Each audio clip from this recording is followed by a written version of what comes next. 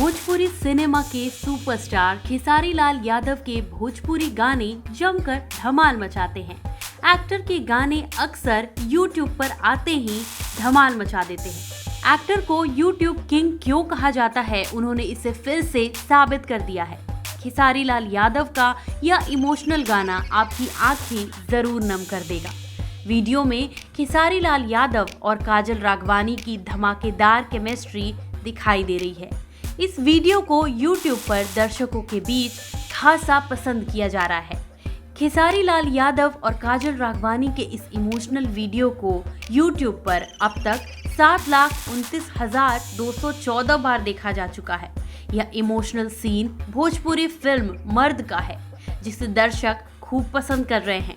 खेसारी लाल यादव भारत के प्रसिद्ध भोजपुरी गायक और अभिनेता हैं। खेसारी अब तक भोजपुरी इंडस्ट्री के सभी कलाकारों के साथ काम कर चुके हैं।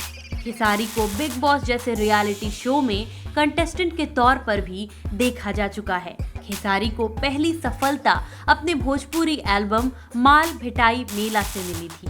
2012 में आई अपनी पहली फिल्म साजन चले ससुराल से वो रातों रात भोजपुरी फिल्म जगत के सितारे बन गए। खेसारी लाल यादव आज इतने कामयाब अपनी लगन और मेहनत की वजह से बने हैं।